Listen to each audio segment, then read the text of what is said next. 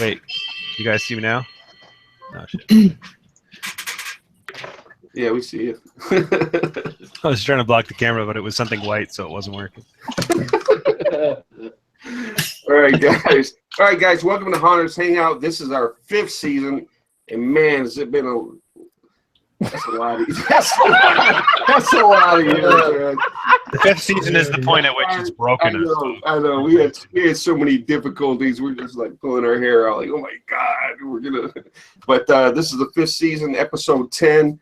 We have great guests today, man. All their pictures are beautiful, awesome haunters, and we're gonna start it off with the prizes for today. And Jamie's gonna put beautiful. All right, to start it off. Yeah, I wasn't sure whose pictures were coming up. I had it, man. I am prepared. There it is. Woohoo! Okay, we got the troll giveaway from Fright Props. And whoever wins it, feel free to send it to me. Right. We have a sweet mask from Face Factory Effects. There you go, babe. We got a gallon of bog juice from Froggy's Frog. We have Something Wicked, Sounds of Horror and Halloween from Sam Haynes. We have original sound effects for haunted houses and escape rooms from Sinful Audio. And we have a couple other prizes that we will get to later. Special treat prizes. Woohoo! Woohoo! And we're totally getting legal prizes. Yeah, they're totally illegal prizes, man. That's awesome. Nothing better than that. We're gonna hand it over to Kathy LeBeau. She's taking over as host right now because Jackie bailed on us. Well, it's but we're glad that whatever happened to her was a good thing today. Well, it's a privilege to be here tonight with all these great haunters. We're here with Sytnathotep Studios, David Anderson from Harrison, Arkansas. Howdy.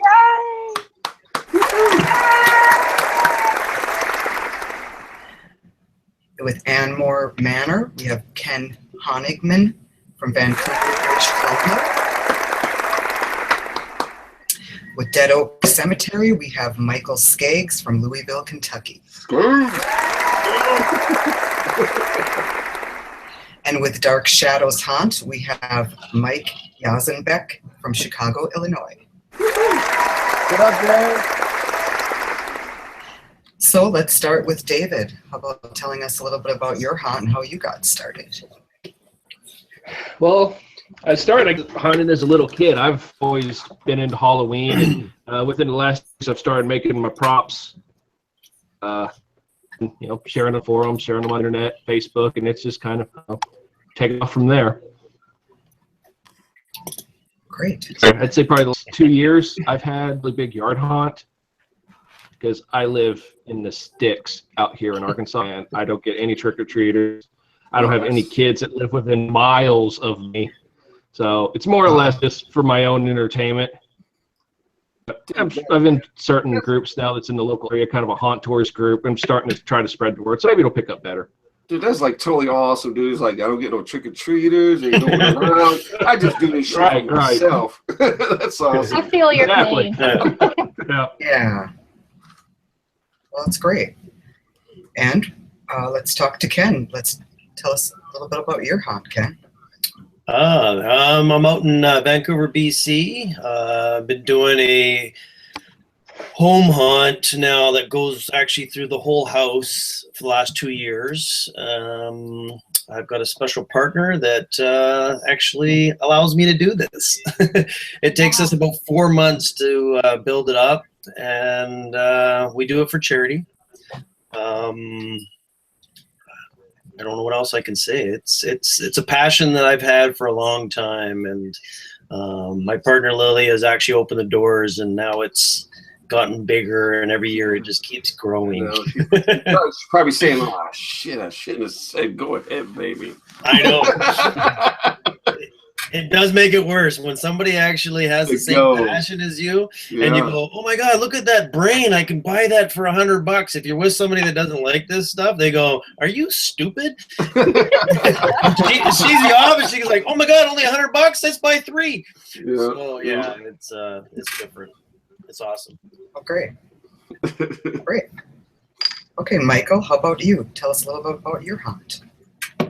Well, we started where we're at now probably 20 years ago, I guess. And at first it was just, we made a few tombstones. We'd stick them in the yard. Had a flying ghost. Just kind of built from there, and it got bigger and bigger and bigger. And now we've been doing it for, like I say, 20 years. And we got actual grown people bringing their kids to our hunt now. You've been doing it for 20 years? Wow. Holy cow. Yeah, about that. Wow. That's a long time. That's awesome. All right, Mike, Love it. let's tell us about your hunt. Well, I'm like always the young one in the group. I started when I was 10 years old, the year 2000. So I've been doing it for about 17 years. Do a full yard display, walk through in the garage. We collect canned goods for charity. Every year it gets bigger. Pretty much started how everybody else started, the small tombstones. The neighbors would decorate their yards and stuff. So I was like, wanting to do mine and stuff. And then it just like blew up to a full walkthrough in the garage and stuff. So. Wow. Well, that's cool, man. Well, what was the turning point to where you was like, okay, I got my haunt going on, and then you're like, bam, let's just really dig right into it.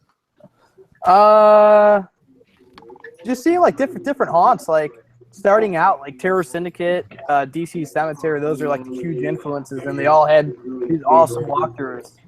So doing, just seeing stuff online back in like the year like 99, 2000, what it was like then, it's like that's what I wanted to do. So once I, was able to have the skills, because I was only like 10 years old at the time when I started.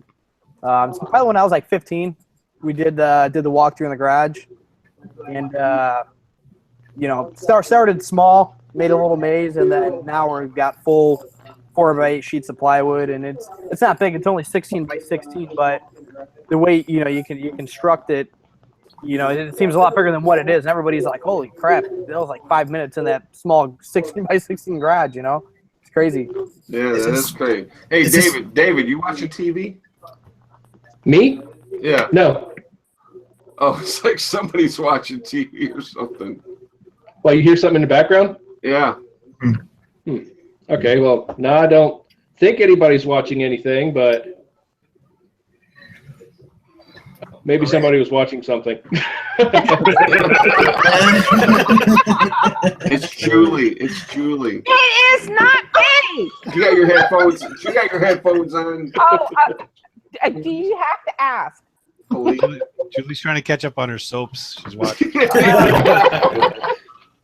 Oh my God, I'm in hell. Okay. All right, hey David. Dave, what's the same question? When was your turning point when you was haunting? When you was like, this is what I really want to get into. Well, I'd say it probably started with me building my props, and when I really got serious about it.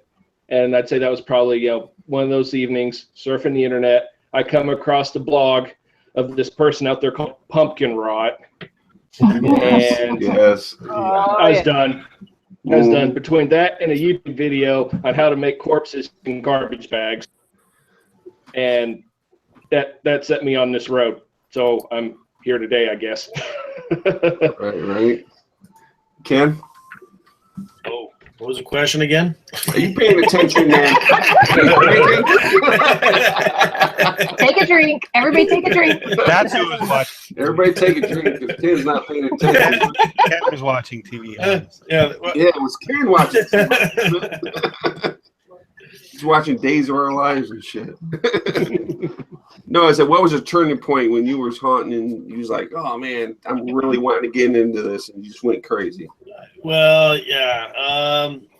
I think some people are just born smart. Some people are born with talent, and then there's their haunters that just kind of a mix mash of everything. And I've been that way for a long time. And again, it's my partner. She made us. She all of a sudden opened that door of saying, "Let's do this," and it just allowed me to be more creative. It started off with a front yard haunt, then a garage, and then boom. Now it's, like I said, it's almost the whole house, and it's. We're gonna scale it down just a little bit because it was upstairs, downstairs, backyards, everything. It's people who have seen it are pretty amazed. I think she was my turning point. Right. Ken, Bob Quall wanted to know, do you dress up the bathroom as well? That would be dedication. Do I dress up my bathroom? Yeah. I actually do. Actually, I have 3 bathrooms in my house, and one bathroom, one year I kept all year round as a slaughter room. And it was actually funny because it was the summertime. My buddy actually says, "Oh, hey, I need a place to stay for the night. Do you mind?" And I said, "Yeah, sure." And I forgot about it, and I forgot to tell him that the spare bathroom was still decorated. So when he walks into the bathroom and just like, what the?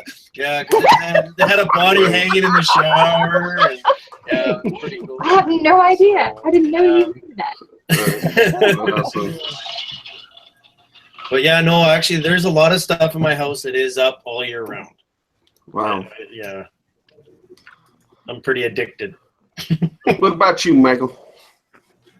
I guess it was just as soon as I had a yard, it's like I always wanted to put out stuff. Always wanted to have a haunt. It started out, years ago, probably in my grandfather's basement when we were like 12 years old with all the cousins and stuff. And you go down there and you creep around, you're like, hey, let's make a haunted house. This would be cool. Let's do this. Yeah. And you hang up some sheets and, and you drag out, like, I made the mistake of dragging out a bug sprayer once.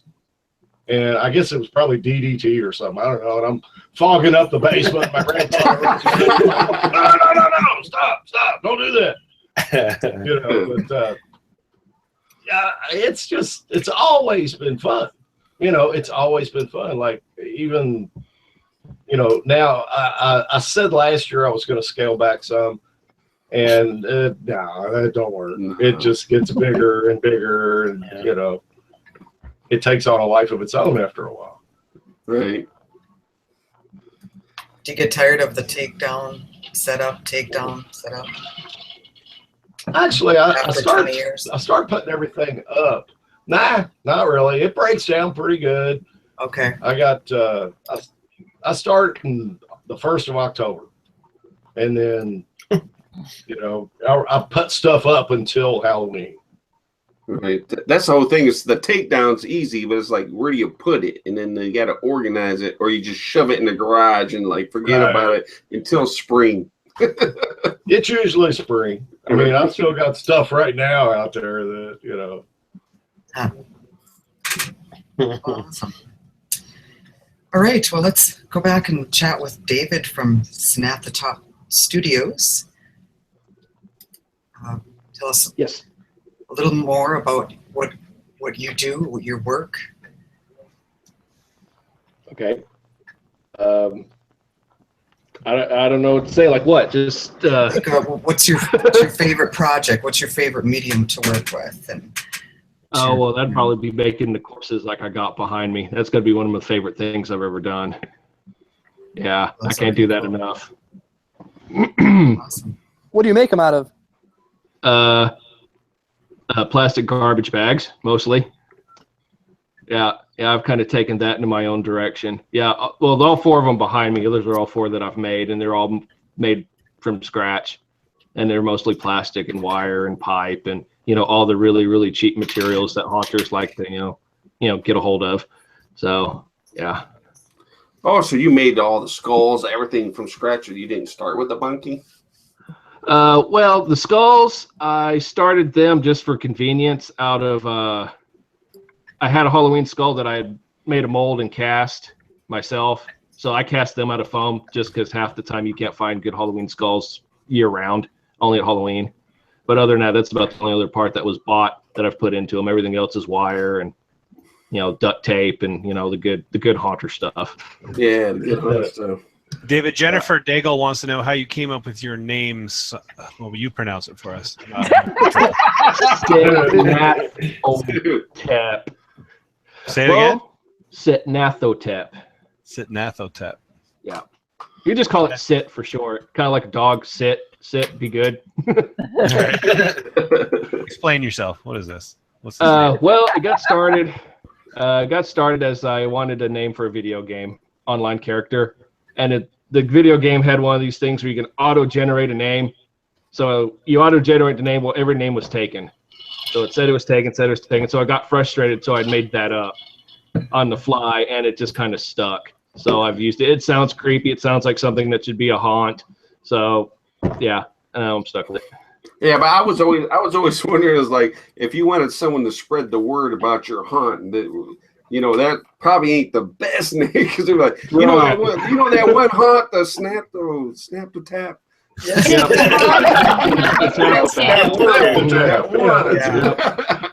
Yeah, I am on top of marketing when it comes for that.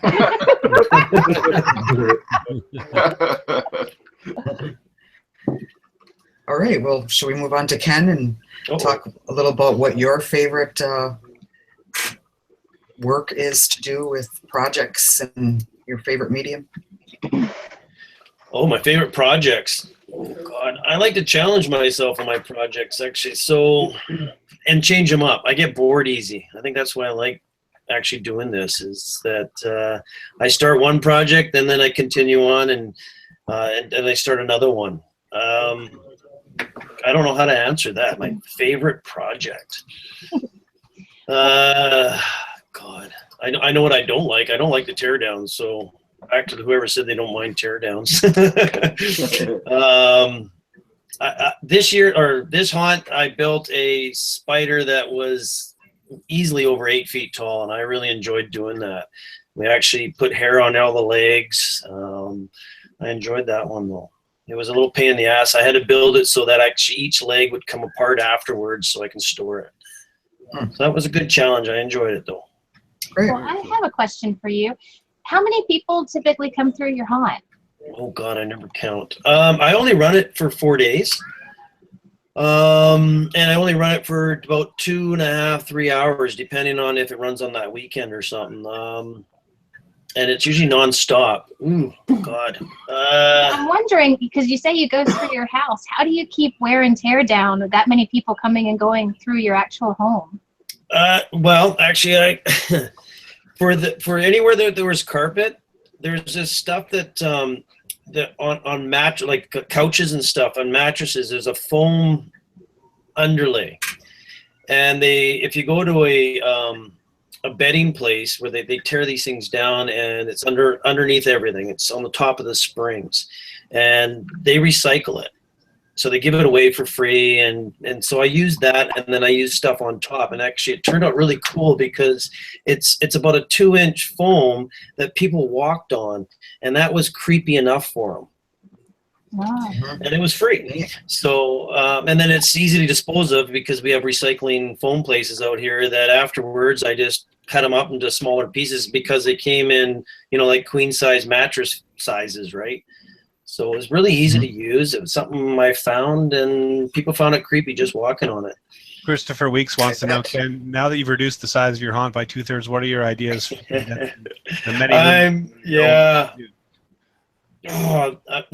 me and Lily are actually talking about that now because I'm not going to have it going down the stairs this year because I just redid I just did a whole bunch of renovations to my house and put hardwood floors in the downstairs, and so I don't want those damaged, as you were talking about. So what am I going to do?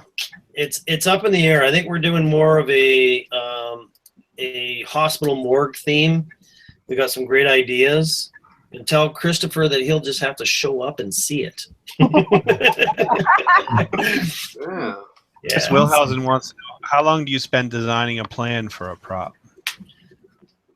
I'm more of a guy that goes on whim.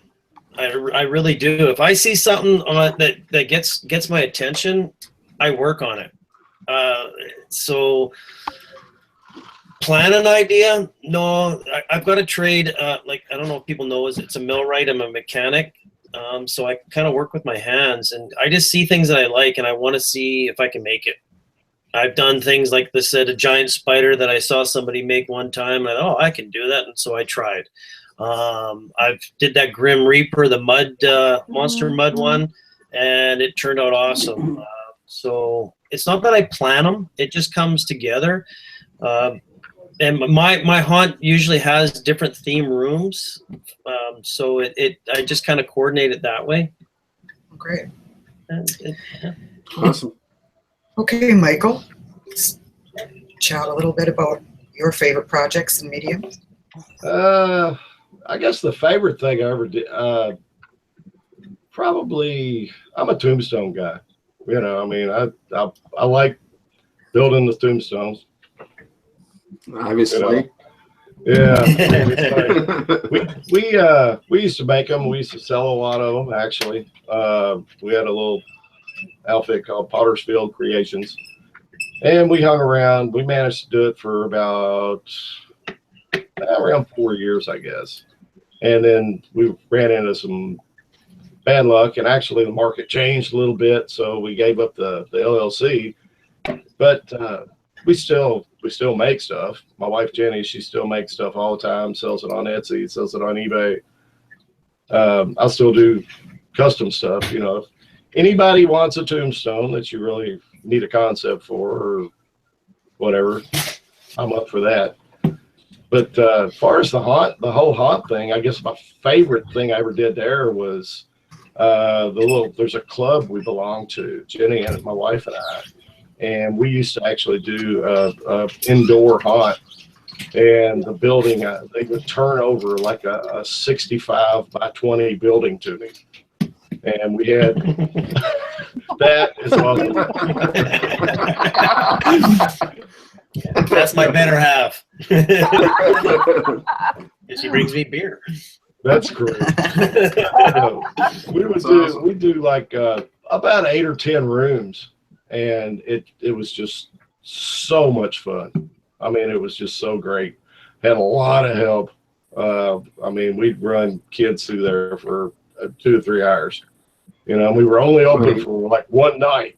So, Michael, a question from Nikki Spun. What's the favorite tombstone you've ever made? Ooh. Hold up. Jamie, show him. Yeah, we know that one. Jamie's got it on her shelf right there. There you go. Yep. When I come visit you, I'm gonna come and get that. Yeah. You're too scared to come and visit me, so I'm not worried. There you go. No, I guess there's been a lot of them that I really love doing. The one behind you is awful nice. I like this guy. I like my Jacob Marley stone a lot. That's neat. And I guess there's a Frankenstein stone that I did that I really like, but it was more of Victor Frankenstein instead of the monster itself. And it was kind of cool. Speaking of what's behind you, question from Christopher Weeks. Can you talk about how you built the Grim Reaper behind you? Monster Mud, greatest stuff in the world. You can do anything with it. He's on a PVC frame, and we just chicken wired him up. His hourglass is actually a couple of 2-liter bottles and some wooden dowels and foam for the top and bottom, and Jenny dressed it up with some little beads and such, and we just monster mudded him up and had to prop him up. He got a little heavy, but we propped him up and let him dry for a couple of days, and then gave him a good coat of urethane after that. He's got a base that he sits on that's probably about 3 feet tall, so when he's all put together, he's a little over 8 feet. Chris Wilhausen wants to know how long do you take on a tombstone, and Darren Smith wants to know how you carve the lettering on a tombstone. Well, how long depends on, of course, you know, how technical you want to be. I mean, you can add panels, and you can do a whole lot of excessive carving. You can do layers and this and that. Usually from start to finish, I'd say the average is about 4 or 5 hours, maybe 6 when you count in detailing. That's crazy. And yeah, well, I've kind of worked out a lot of little tricks, and I'm gonna eventually, when I get a little better at shooting video, I'm gonna put it on my YouTube channel. There you go. Because Awesome. yeah, there's like a lot of stuff I do as far as the lettering is. I've got about 5 different soldering irons, and I'll file them down to just like a needle point. And then you go to Harbor Freight, everybody's favorite store, and you buy what is called a router control. And it's just a little box with a dial on it, like a rheostat. You plug your soldering iron into it, you can dial back the heat to where you can just really put some nice detail on stuff. Oh, cool. And it Very works great. interesting. Always wear a mask too, because that stuff's bad for you. Corey Nuthrop wants to know, what do you use to get your two-tones to stand up? Do you use rebar? If so, do you worry about children in your neighborhood running through your haunt and getting hurt? No, actually, all I use is a little 1/4-inch rod, a little metal 1/4-inch steel metal rod. I drill a hole through the bottom of it. The rods are usually, I don't know, 2.5 feet long or so, and I'll put them in the ground maybe 6, 8 inches. And when I slide the tombstone down on top of it, it's a pretty tight fit. So I've never lost one. I've never had one blow over. I mean, they might tilt a little, and you got to straighten them up every once in a while, but so far they've been great. As far as the kids, really, in doing this for 20 years, I've lost 1 rubber rat, and I've never been vandalized, knock on wood. I mean, they really enjoy what I do, so they kind of leave me alone. And they're real courteous. Plus, we put up some cemetery fence around the place too, so they can't really just run straight through. Very interesting, Michael. We're going to come back to you. We're going to move on to Mike I'll be here. and chat a little bit with you, and then we're going to move on to pictures after that. So, Mike, tell us a little bit about your favorite medium, your favorite prop that you like to work with. Favorite prop, I don't know if I have one, but I like pneumatics or any type of animatronics, motorized. We got I think we're up to about 20 different animations throughout the whole haunt between the garage walkthrough and the yard. So there's pretty much everything moves. There's a few static fillers, tombstones, but everything moves. Everything's all built. When I first started, I was making stuff out of, the screen door closures and, washing machine valves. Oh, yeah. I remember them days. The old school, and I was like, 10, 11 years old and had, no money. So I'm rigging shit up. And, now it's all, looking back, it's like that shit was not safe at all. Jeez. But the resources. Safe for you or safe for the visitors? The thing was, the resources wasn't out there.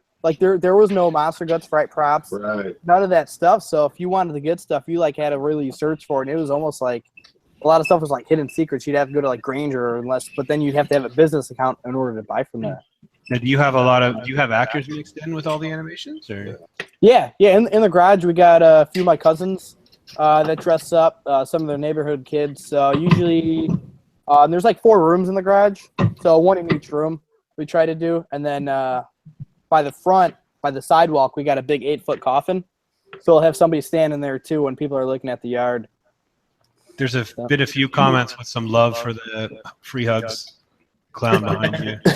People want to know. Anthony Lordigan wants to know if you built that or buy that or. Yeah, actually, last year I started up my own prop business company, making different type of animatronics, doing some do-it-yourself kits, different actor-based props. It's called Hallucinations Creations.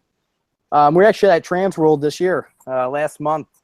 So debuted our little product line. Pretty much, I went to school for welding, went to school for mechanical and maintenance engineering, stuff like that. I wanted to do something focused with the, eventually start getting into it. And when I was 17 years old, a local haunt hit me up. They saw my home haunt, and they're like, "Yeah, we want to get some stuff from you." So I'm like, "All right, cool." And I was like 17 years old. I didn't know what the hell I was doing. 10 years down the road, now I got a little business going at Transworld. So we'll taking it slow, starting out. We're working with a few companies doing their mechanisms for their props. So trying to. All right, Mike, why don't you tell them what you're giving away tonight for the prizes? I was going to let you do that. Yeah, for sure. Yeah, so one product we have is your do-it-yourself kit, which you get a 6-inch throw pneumatic cylinder, you get a 4-way 5-port valve, you get the power supply, you get all the fittings, instructions, everything necessary to make, say, like a monster in a box, a banging door, or like a banging coffin.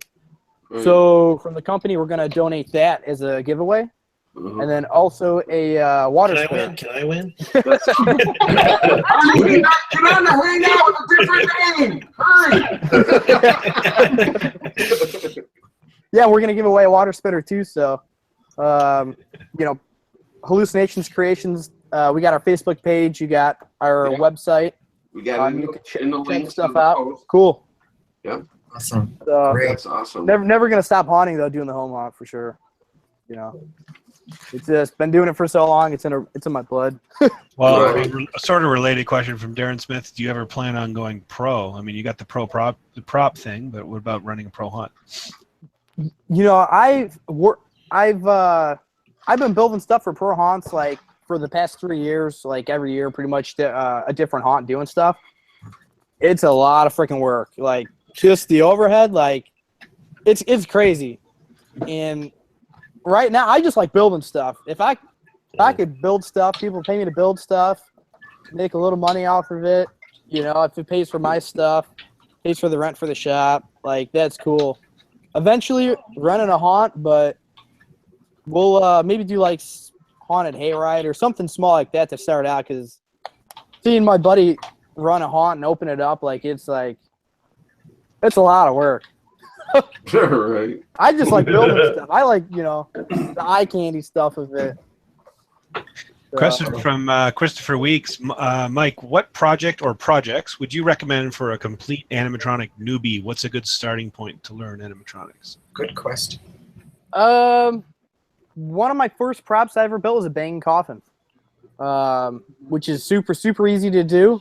You can make it out of a toe pincher coffin.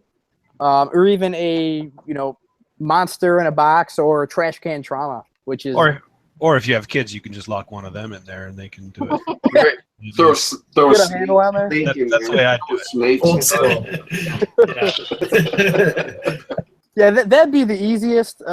Picking up a kit. We sell the kits. Fright Prop sells the kits. Monster Gut sells the kits. The resources are out there now. To get into building it, it's a lot easier to find the information. YouTube is awesome resource. Hunters Hangout, like I said, when I started 10 years ago, it was like far and few between people that were actually doing that. Now it's, a dime a dozen. Everybody's doing it. So you try to get into it, buy yourself a starter kit, win yourself a starter kit. There you go. Promote. And the nice thing about it, Hunters Hangout, 30,000 people. More than likely, there's probably about 5,000 people in the group, if not more, that do the animatronics. So if you got a question, people are going to be willing to help you out now. Right. So to get started, if you get, confused about something, you got a backup plan. You just ask somebody or shoot me a text, message, whatnot, give you a hand. Stone Digger wanted to know, do you have tutorials on how to make these things? Do you have any of your own? I do not have tutorials. It is just the tutorials that do it. It's real time consuming, and I got 2 or 3 jobs right now, and it's like super busy. I'm like super busy, but YouTube, all day long. Everybody's got the same. A lot of people build the same stuff. So if you're looking for like a banging coffin, you could find 30 tutorials on YouTube. A flying crank ghost, you could go to, I don't know if the monster list page is still up or that's like old school haunting. It still is. Yeah, if it's there. still up, like Yeah. that's like the tutorial list of like that's the monster list. That's like the holy bible of home haunting. You know, so I should actually look that up. I haven't looked that up in a while. It's bring It's back still memories. there. Yeah. All right. Chris Steffens- sorry, one last question for Mike. Sure. Chris Steffens wanted to know approximately how many lights do you use for your haunt? Lights, we're running all LEDs. So we got those LED screw-in bulbs, which like they're 18 LEDs. I think we're up to about 40 in the yard right now, and then one in each room. Which you got to put the crappy part about those, you got to put a Ziploc bag over the whole thing, so it kind of looks like crap during the day, but at night just you hide them behind the tombstones. It looks good. So probably about 45 throughout the whole thing. So there's a lot. All right, are we ready for pictures? David? Dude, that scared the hell out of me. Wow. You know? Where'd the laugh come from? Okay, David, we're starting with you. All right. Okay. Is it there? I think so. I'm seeing it. Okay, start explaining, David. Okay. Well, no, I don't see anything. Oh. Oh, Columns. Yeah, Oh, your okay, the beautiful columns. columns. Yeah. All right. Yeah, those are my cemetery columns. That's the front of my yard haunt. Built Okay. those columns last year. That looks nice. That looks Thank great. you. It's the usual plyboard core, foam over top, carved the foam. The light's got a flickering bulb in it, or one of those flickering fluorescent light starters to make the lights flicker. The fun thing about those is that was the first time I actually had a commercial hot knife for cutting my foam. I kind of splurged last year and I bought me one, and all I can say is that thing is pretty awesome. I'd recommend one of those for anybody who's willing to actually spend that kind of money. But yeah, it made cutting that 2-inch foam board like butter. It was great. It sped that up a lot. It's really nice. So are those individual foam bricks glued onto plywood or something like that, or? Well, it's foam sheets glued onto plyboard, and then I carved into them from there. But you like cut And out. then just dressed them with a heat gun and then painted. So you cut out the individual bricks and then like glued them to something, or you just carved I glued the whole sheet to the column, and then carved. and then I cut the mortar grooves out of it. Right. Great. Yeah. that looks really good. Really nice. Thank you. Okay. Now here's your horse. That's loved the it. infinite Home Depot skeleton horse that everybody probably seen so much of this year they got sick of. And yeah, thing I kind of took my own direction and I corpsed it. I think I did one thing that a lot of people didn't do is I cut the nose and the ears off of the thing because it looks like a cartoon character until you do. The rider on it is a Home Depot skeleton. It's one of the few times that I use store-bought props. Usually I always try to make my stuff from scratch, but that was just too awesome to pass up. My wife was great, and she let me buy it. She's really supportive of me now, and she thought about it, and then it's like, yeah, you better just go order that. And like probably 30 minutes later, they were sold out on Home Depot. You know how that went. Wow. Right. Oh, I'm finally starting to get it now. It's like your wife is right behind you. That's why you think my awesome partner, the greatest. And, I used an earshot, so I got it. Just a couple of questions before we move on from the columns. Back to about the columns. Anthony Lordigan wanted to know what was on the top of those columns. It was hard to tell. Oh, the gargoyles on top. Yeah. Those are actually designed Toscano gargoyles, but we found them on some overstock website for crazy cheap, and we got a pair of them, and they were just perfect. So they're just set up there, and I take them down and I have them over here by my stairs in the house the rest of the year. So. Nice. And then regarding and then Donald Garza wanted to know how do you keep the columns stationary? Oh, they weigh like 50 pounds apiece. They're not going anywhere. And I staked them to the ground anyway, just in case they fall over, but they're crazy heavy, and they're probably 5-6 foot tall. With those gargoyles on top, they're probably getting closer to like 9 foot tall. Yeah, they're not going anywhere. Very cool. What about this pig? Is this your cemetery? Is this your? It was your silhouetted cross. I love this picture. Mm-hmm. Yeah, that's one from inside the cemetery looking out at the road. And yeah, Jemmy lights and fog machines. And yeah, that's from the inside of the cemetery. It's a really good shot. Oh, that's a horse again. That's cool. I like the skeleton in the window in the back. Yeah. Mm-hmm. Mm-hmm. That was a neighbor's house. That was a neighbor's house. It was mine. I live up here by myself. Good ones. I don't have any neighbors, unfortunately. They probably have a fun time with me if I did otherwise. I love the blue lights on these ghosts. Oh So yeah, that's my flying crank ghosts. Yeah, and it's black light, but it photographs it looks blue like that. But yeah, the middle one's animated, and that was one of the very first props I think I ever made, because when I first got started in this, I was like totally obsessed with the flying crank ghost thing. But again, I kind of took mine a little bit different direction than all the ones you usually see. So yeah, that's what he is. Corey Northrop wants to know, David, professional photography or DIY? DIY and professional photography, because that actually my day job is a computer graphics and a 3D modeler. And yeah, I have quite a bit of experience with photography. So yeah, I guess it's kind of a cheat. It's a little bit of both. Christopher Weeks wants to know, David, have you ever thought of pairing up with a tour company to put you on one of their stops to see your haunt? Well, I'm a member of our local area of Northwest Arkansas has we've started a group called Northwest Arkansas Haunt Tours.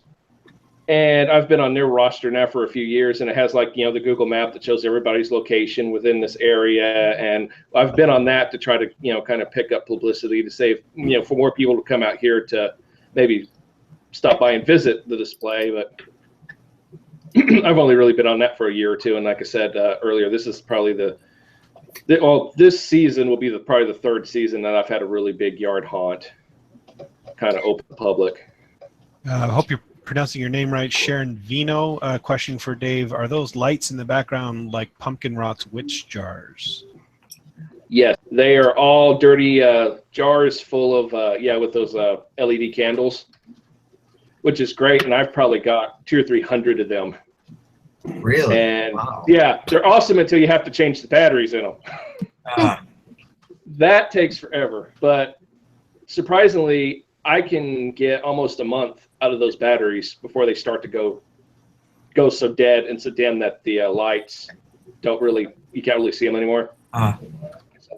Yeah, my mother is one of these old time country women, and she always pickles things and makes jellies, and there's so many mason jars we have around, and then people give her jars because they know she makes these things, and finally it's like, go get the jars out of the barn and do something with them. So you don't turn them on and off? You just leave them on all the time? Is that what you're saying? Or? Yeah, when I have my display up, I leave them on because it's just so much of a pain to go through there and take out the candle and turn it off, and and there's that many of them. The horse looks really good, man. The horse looks really good during the day. Yeah, I love it. Thank you.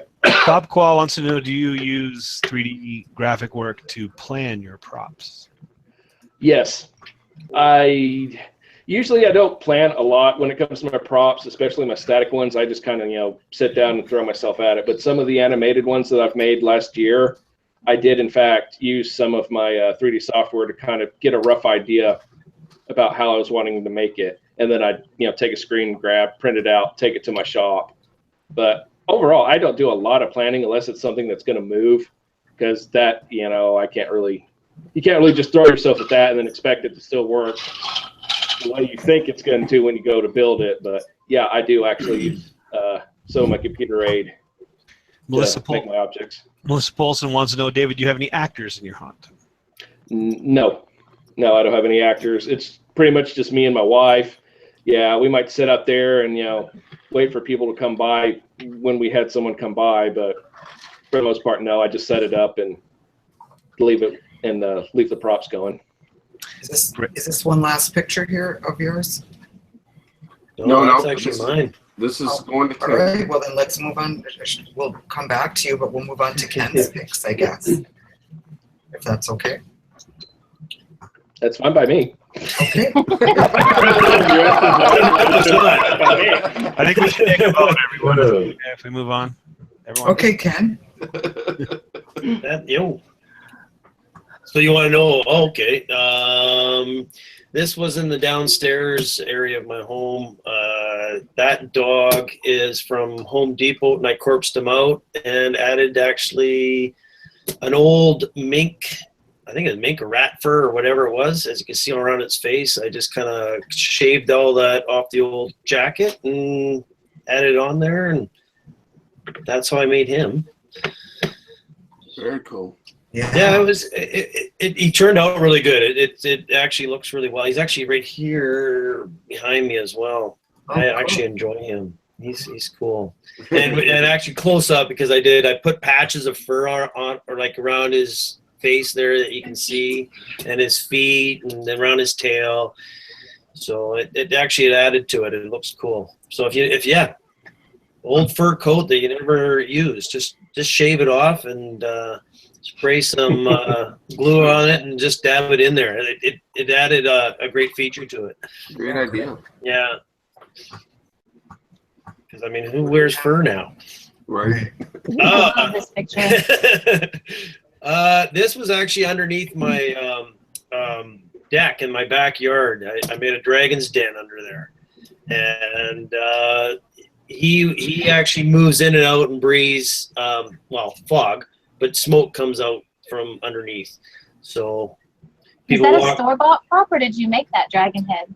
No, the head is bought, and then I just made the wings and stuff, which is hard to see there. So he fulfills the whole cavern. It's very hard to see around there, but it kind of made it look like a cave. That's very awesome. I put it on a swing, in a sense, where somebody behind can actually swing them forward and backwards. Oh, that's cool. Yeah. So it's a simple idea, and it works. And like I said, it was just a 4-inch sewer pipe that went up to its mouth, and then you just pumped smoke or fog through its mouth on a burst every once in a while. Quite effective.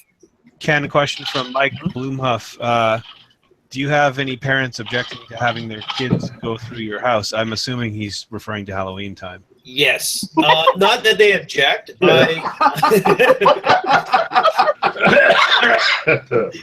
I've got a few perks. I'm a firefighter in my area, so that helps me with all the fire codes. But the other thing, too, is that I do tell everybody my haunt is not designed for kids. It's designed for teenagers and higher. There's actors in there. I'm trying to remember how many we had last year. I'd say like 8 or 10 actors at certain times. I've had lots of adults that cannot go through like a quarter of my haunt.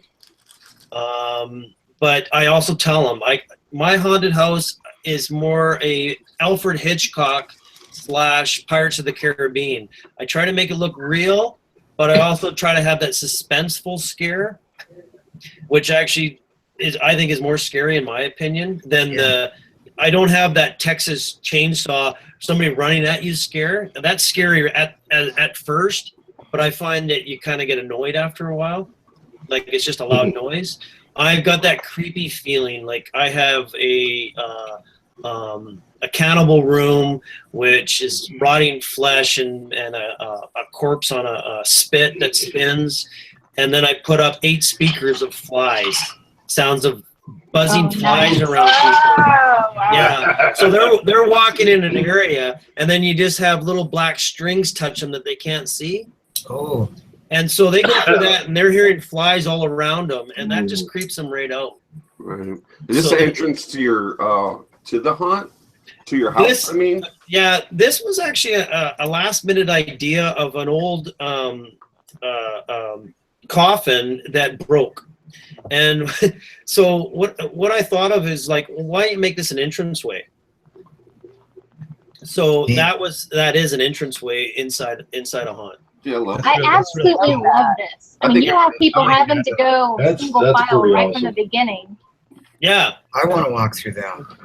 So like the door and everything busted off, and I'm like, okay, so I just screwed it on backwards so you can see it that way, and just opened it. And simple idea, right? So I kind of work on that. I work on simple ideas that anybody can do. I'm definitely stealing that idea. Yeah. No, it's patent. No, I can't. You can't steal it. I'm actually really surprised I haven't seen that before. That's really cool. Melissa Polson wants to know, Ken, you mentioned your supportive partner. Do you each have your own dedicated roles in the haunt /build/event? I'm more of the builder, and she just loves that. She loves dressing up and scaring the hell out of people. So yeah. Critiquing it. Yeah, and oh yeah, don't forget, like, she likes to critique my work too. So yes, it's realism. She tries to get me to add the moss around here and there and critique it. It's just to make it look a little more real in daylight.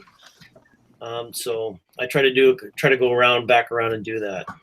Nicole Montroy wants to know, sorry, Ken, what kind of sound effects, music do you use in your haunt? Music I don't use. My sound effects are made up from clips of whatever I find.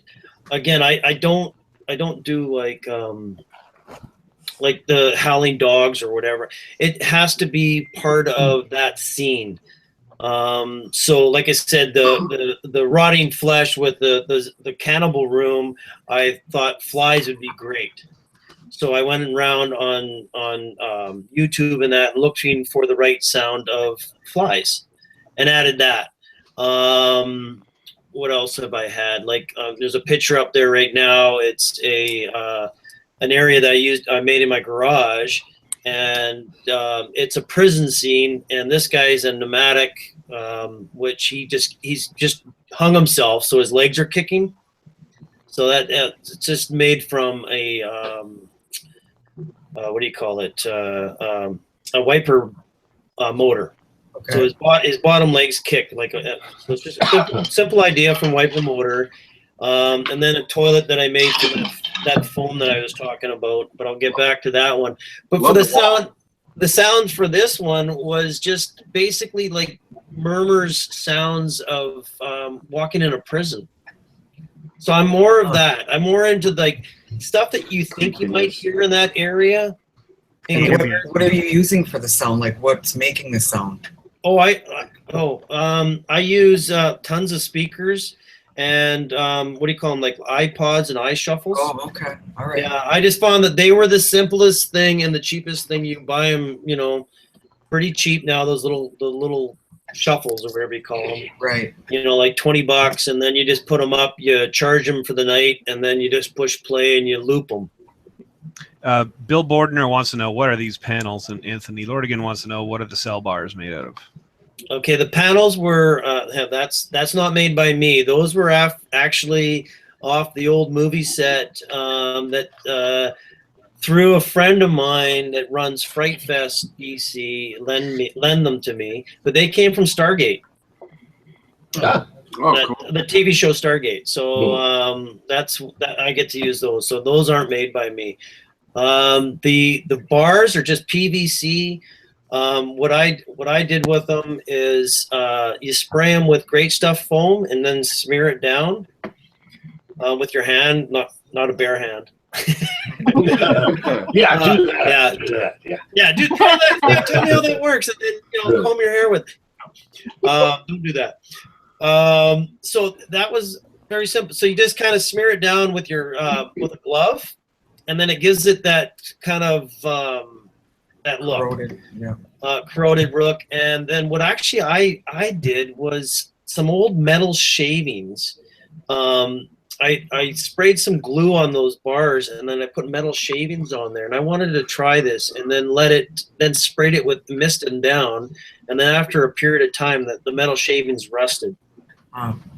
Neat. So, So that was What's going on with this picture here? Oh God, This is a cool where picture. are we here?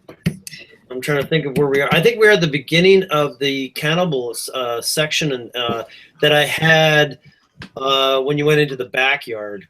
Or no, sorry, that one was the front yard, and you might have another picture of this where I built that boardwalk that went to the front of the house, and then I put smoke machines underneath the steps. Mm-hmm. And then this guy was basically off to the entrance to the front of the house. And he's just a simple, again, what do you call Corpsed. a corpse? Yeah, he's corpse, just plastic corpse. You know, you get to do the dryer, and it's very simple to do. I recommend anybody just trying it. I don't think I'm not the most talented guy out there. It's not that hard. He looks great. Yeah, very cool. Well, thank you. All right. Well, we'll come back to you. There he is. Oh, there he is. Okay. Sorry. Had him for a second. That's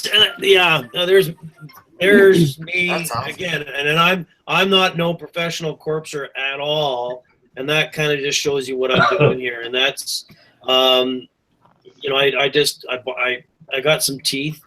Actually, no, those are the teeth that were in there, and I carved them down to look more realistic, and then I put a hot glue gun, just glazed it over the plastic teeth that come with the skeleton, so that made it look a little more realistic.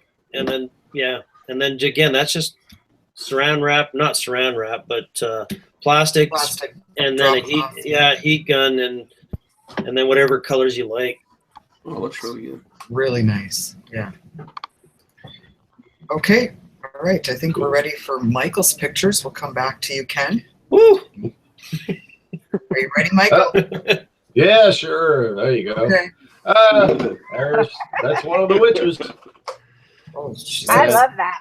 I love it. Love the Yeah. cabinet and everything. Yeah, a friend of Jenny's gave her the cabinet. She was going to throw it out to the curb, and you can't let something like that go away. No. You know, you got to grab it. Yeah, nothing wrong with curb shopping. So I brought it home, put some LEDs in it, and Jenny makes the bottles and stuff. I think that's her favorite witch. We've got 3, but that's her favorite. Looks awesome. A question from Anthony Lordigan. Mike, you've been doing this for 20 years. Is there a theme you've still yet to do? Clowns. Don't do clowns. No, sorry.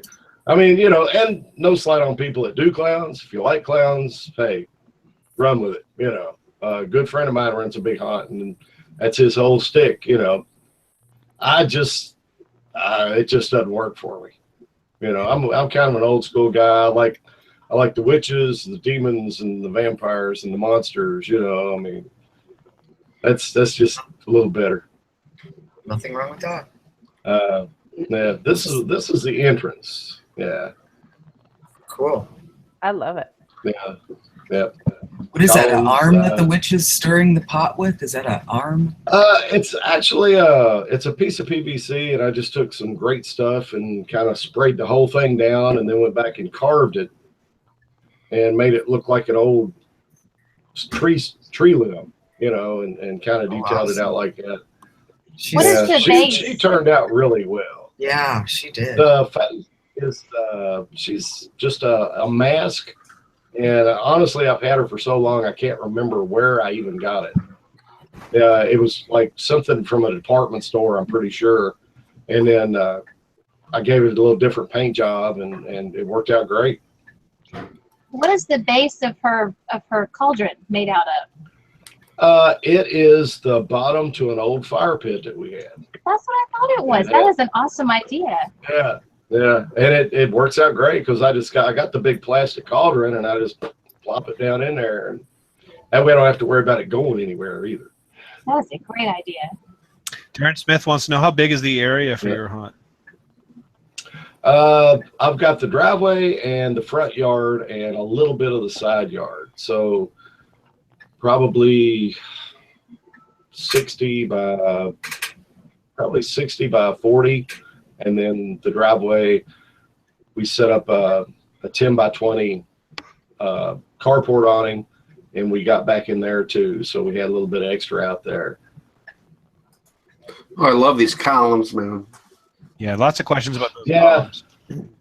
Yeah, the columns are, they're just like they're like foam. You know, you foam them up, carve them in. The plaques were actually repurposed from some little cheap dollar store, glow in the dark plastic plaques that I found in a box, and I carved them and stuck them in there, and they worked out great. Yeah. Really nice. I love how everybody just, it's just foam. I just threw it in there. Right. Just some great stuff. Yeah. Just got it done real quick. Just threw it together real quick. It's all the nature of foam, man. You're either a foam guy or you're a pneumatic guy, or something. I go the low route. I'm like a trash can animatronic. I don't do like the real fancy stuff. I built a groundbreaker out of an electric can opener one time. So, I mean, you know what I'm saying? It's like, probably wasn't safe, but hey, it worked for a couple of years, and he'd rock back and forth. That was back in the old days before we had sound, and I hooked up a cassette player with an extra speaker on a motion sensor and just plugged everything into it, so he'd start doing these little spiel when the kids walk by. Stephen Frame wants to know what you use for your lighting. It's kind of a mixture. Most of it I've sort of transitioned over to LED spots and some LED floods. I still use some conventional, like the swirly bulbs, and then some regular incandescents thrown in here and there, some of the bigger floods. But it's a little bit of everything. Chris Wilhausen wants to know, Michael, have you ever considered buying a CNC machine to make tombstones? Actually, I have, but the cost is a little more than I really want to spend. And there's people out there that do that already. I mean, what fun would that be? Yes, but that's why I don't do a whole lot anymore. And it's no slight on Tombstone Factory. They're great guys. They do great stuff. But, when it takes away the cost of doing it all by hand or doing it on a CNC machine, you just can't compete with that. Yeah. I mean, it's apples and oranges. Well, this is a great shot of your witch. Yeah, that's her. There's actually a little video of her up on my YouTube channel. If you look up Ditto Cemetery on YouTube, you can see her in action, and she's doing her little thing there. Cool. I love that face. Yeah, it went around. I'm big into repurposing stuff. There's my Frankenstein tombstone. Wow, that is awesome. Yeah, he does some beautiful really stuff. Nice. That was one of my favorites. That was actually one of the early ones we did. That one's probably, how long does something like that? That one there would probably take about, if I remember, had a lot of carving, a lot of letters, probably around 8 hours. Wow. I'd say start to finish. Dude, that's a beautiful stone right there. Thanks. How'd you go about making the hammer marks in it? The chisel marks, yeah. I use, believe it or not, I use a 4.5-inch electric grinder. And Okay. I'm a welder by trade, so it's like I use a grinder all day long, dude. So it was the easiest thing I had. And you just all you got to do is touch it, and go down the edges. And then there's some heat gun on there too and stuff like that. I use wire brushes for some of the detail stuff. Some of the cracks I just do with my fingernail, or a fillet knife sometimes. The marbling looks perfect. How'd you paint it? It's all hand painted. Oh, I'm sorry. One at a time, guys. One at a time. Let the man. Tombstone. Back, We have too many questions. We don't have time for him to answer. Jesus. Yeah, no, it's like a painting is basically all done with a brush. I don't airbrush anything. I just like slap the paint on there and I move it around. Some dry brush techniques, and there's a certain little groove that I fell into a long time ago, and I just figured something out, and it works for me. Lots of love in the comments for your tombstone there, Mike. I'm going to take a gamble on a name pronunciation here. Lilia Lavoie wants to know any weatherproofing tips you can share. Good latex house paint, outdoor latex house paint, and basically, if you paint them up, I always prime them first. I'll take, I'll shoot them or throw some kills. I like kills because it sticks to anything. And I'll prime them with that. It's better if you can get the gray, or you can have them tint it for you. And that helps a little too. Put a good coat of that on it, and then I use white, I use black, and occasionally I'll use maybe an off-white color or something for some of the different tones and the different highlights. Very cool. You can tell that you like what you love what you do. I like my stones. Yeah. Yeah, he's stone man. Yeah. Okay, Michael. We're going to come back It's 420, Yeah, it is. Okay. Well, we're going to move on to Mike's pictures now. Are you ready, Mike? Oh yeah. Does this look familiar to you? Everybody's like, is Julie doing it right? Is that the She is rocking. Yeah, Julie is the bomb. She is rocking these She's pictures. rocking them. Oh my God. I lost my mouse a couple Wait a times. second. That's from my home. That's actually a pneumatic prop I built. So that's the driveway there on the right-hand side, and people line up there, and we collect canned goods. To give to the it's called Hunts for Hunger. You give it to the needy and shit. So I can't think of the name. What do you? He's like, Please tell me that's what your sign says. Yeah. that's The awesome. needy and shit right here. I gotta get that banner made up. No, for the food pantry. So this is something like a little scare to have when people are waiting in line. So the skeleton would jump up and the arms jump out too. So it's just That's cool. just a little startle effect. Have a lot of kids like it and shit. So There you go. that's a witch, as you can tell. That was actually right next to the guy in the chair. That was like a last minute prop. We bought the head from A to Z Zombies at Transworld the one year, which they make some pretty cool different style heads, and I think it's all handcrafted. It's not like molded, so it's all like one-off stuff. Wow. Which is pretty cool. And it's got a mechanism there, and she turns the pod, and it's got the green light. So just another little effect. Corey Northrop wants to know: do you make all the mechanisms for your pneumatics? Oh yeah. Everything's all made out of wiper motors, all commercial grade pneumatics, all steel mechanisms welded. Oh, I love this. Wow. Yeah, this I had to bring my buddy cool. on board to take pictures with. He's a professional photographer, so it's like I've been using the iPhone for so long, and you can only do so much of that. So they get the good pictures. The guy right here, the skeleton, he's actually holding like a little kid, and he's got the kid's got a Monster Energy drink can in his hand. So it jumps up and it stands up, and the Monster drink actually holds water for the water spitter that's hidden in the little kid's mouth.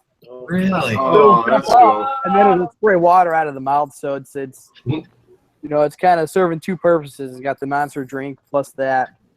And then you can see the horse, the infamous Home Depot horse. Had to get one of those. Corpse that all up, and that's got like a skeleton zombie animatronic that goes back and forth. That's cool. Bob Koal wants to know any haunt technique you still haven't tried that you want to. Techniques. I mean, that's hard. I mean, I've been doing it for 17 years. I don't know if I think I've pretty much done it all. You know, like I was never gonna get into the clowns, but 2 years ago we got a clown room. Like I was always against clowns, but everybody likes clowns, and people are like, "Oh, you should do clowns," so we did clowns. But yeah, techniques. I don't know. Like making my own tombstones. I hate that. I don't know how. What? Get her, bro. You have to love him to That's be sacrilege. real. Get him, Michael. Yeah, like his work, like that painting technique. That's like I give him props for that. Like What if they were clown themed tombstones? that would be- Tombstone with a big red nose on it. I might add that to my product line. There you go. That's, Something new to do. A new theme. But yeah, that's the skeleton horse, which uses one of the zombie heads from Closed Casket Studios. So they do some cool mask works and stuff like that. So that's the guy holds a gun and he just sways back and forth with the cowboy hat. Cool. That Your guy. lighting is like crazy. Isn't Yeah. that beautiful? Yeah. Yeah, like I said, there's about 40 lights out there, and they're all pin spot on each part of the prop. They try to highlight it. Even No, the lighting- background. Lighting is huge. I realized that years ago because I was just using the incandescent floodlights, and they look good. But once you get the lighting, it really adds to it. Looks really good. Corey Northrop wants to know: do you have a favorite pneumatic prop you've built? Favorite pneumatic. I like actually right here that pillar. It's a drop pillar, and it's probably one of the more complex things that I've done. So the panel comes down, and there's a skeleton inside of there that actually leans forward, and he leans his head out, and then his head turns left and right, like he's like looking out. Wow. A lot of the That's awesome. all the pneumatic stuff that I make, I try to, always of course hide the mechanism, so everything's corpsed all over, and that one's just like you can't see no part of like the head turn mechanism or the mechanism that makes it lunge forward. That's probably one of my favorite ones. Wow. Bob Boy wants to know, Mike, any of your props featured in any pro haunts around the Chicago area? Yeah. We did a bunch of props for Midnight Terror Haunted House in Oak Lawn. Did some stuff for the Massacre out in Montgomery. Out in Reaper's Realm out in Indiana. There's a haunted house in Crete that we've done some work for. So just slowly building up. That's how I got started, and figured why not try to sell worldwide at Transworld, and it's actually a really good turnout. So we'll see how things go with it. Patrick Jones wants to know, how many compressors do you use? I just use one. It's actually only a 33-gallon compressor. There's two 5-gallon reserve tanks in the yard. But everything pretty much runs off low air, like 30, 40 PSI. So it's not like it's pulling, crazy amounts of air. The water spitters do suck air, but that's where the reserve tanks are, pretty much a drain right there. But if we're getting, I think our busiest night, we probably have about 1,000 people in one night come. And that thing was like nonstop. Wow. Yeah, it gets crazy. Brittany Nolan wants to know, what is your oldest home haunt prop you still use to this day? Oh, God, you would pick her. Well, that's my girlfriend. She's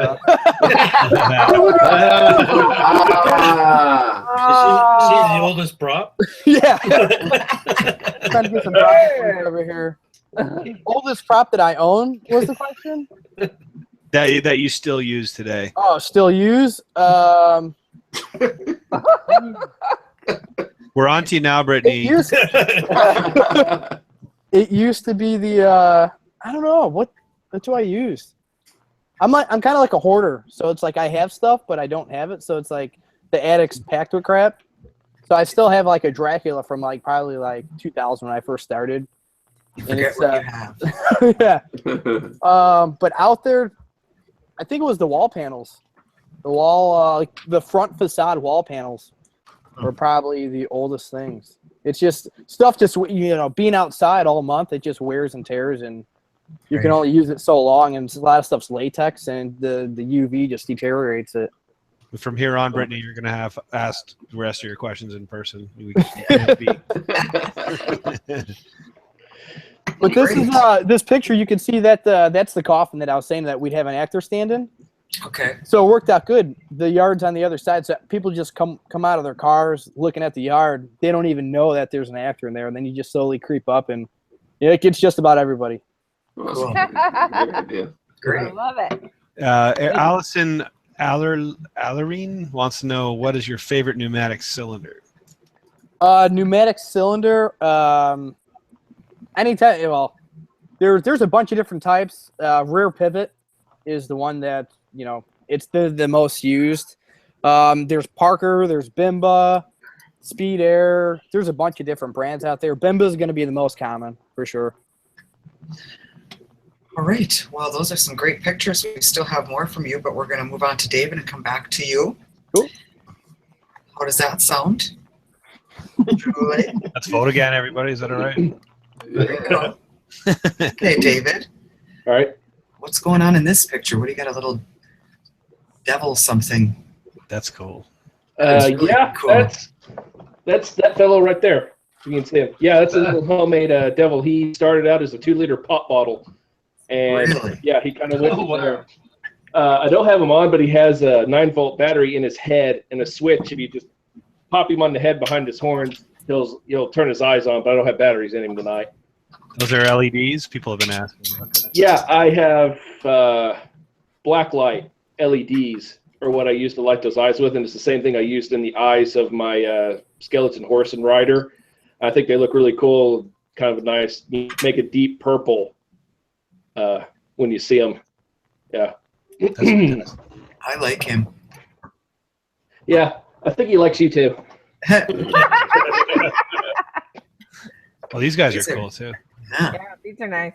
There's a lot of character in those. They're 4 skeletons, man. They're your groundbreakers. Ah, there we go. Yeah, those are some of the first ones that were made. You gotta look at Julie. You gotta look at Julie's little picture to see it. Oh, the last picture I see from Julie is the Frankenstein tombstone. Oh. Whoops. So We'll keep I can see the picture because my wife's watching us right now, and I can see her in the other room. So that's the only way I know what pictures we're looking at right now. Oh. Good.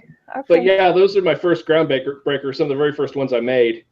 I think I still have one of them. I've actually sold all the other ones at craft fairs. Yeah, those are some of the very first ground makers I made. Obviously, I was inspired by pumpkin rod at the time, and stuff was pretty cool. So yeah, they're despite the look, they're all garbage bags melted with a heat gun, and I prime them, and I prime them with that. I can't think of the name right now, but I think it's a Rust-Oleum spray paint that binds to plastics. Right. And then I paint them with acrylics, so I kind of get that paper mache look without having to fool with paper mache because I don't like doing paper mache. So what are the bones? Are they do they start out as skeletons, or did you make the bones and everything? Yeah, the bones and everything are made. I think in those it's probably a rebar tie wire that I probably wrapped with duct tape or plastic. Like I said earlier, the only part that I've made myself didn't really make myself would have been the skulls, but those are molded and cast from skulls that I had made molds of in the past. Those are really Dude, They look beautiful, dirty. man. I love it. Looks like Thank you. I love it. You know, it's the real cool thing about them also is the poses you put them in. There's a lot of character. Mhm. right. I always try to do things organic. I guess maybe it comes from me doing like my 3D modeling, where it's really, really easy to make something look repetitive and static. And I always try to make something look organic. Right. Okay, now that one, that one is actually, I think, that guy right there hanging on the wall. That's the other thing when I make my props. I always make them with wire so that the hands, the joints, I almost like I'm making life-size action figures because I can always pose them and repose them. In that picture, he's on a stick, but you can see here I've got him hung on the wall behind me. So his hands are articulate. I can have him hold things. He's holding himself a stick earlier. And it's a lot of fun. Cool. And he's same thing. He's made out of plastic like the other ones. And I think that makes him really tough for when I leave them outside, because I might leave these things out all month of October. Uh-huh. I mean, they weather really well. I mean, they're really, really stout.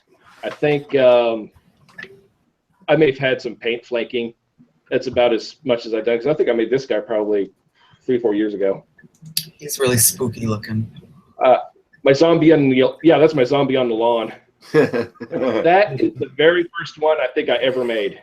Oh, I love it. Yeah, and actually, he got repurposed into that one I still have, and now we call him Bob. See, my wife and I make jewelry, and we do craft fairs, and we've taken some of these things with us, and we've set Bob up so much. He's almost become a mascot to us. So it don't even have to be Halloween season. It could be any time of year. We'll set him up. And, if I had $1 for every time somebody stopped and took a selfie with Bob. Right. Really? I'd be a millionaire. I could retire. Did the skulls come with these teeth, or did you get the teeth from somewhere, man? That's really cool.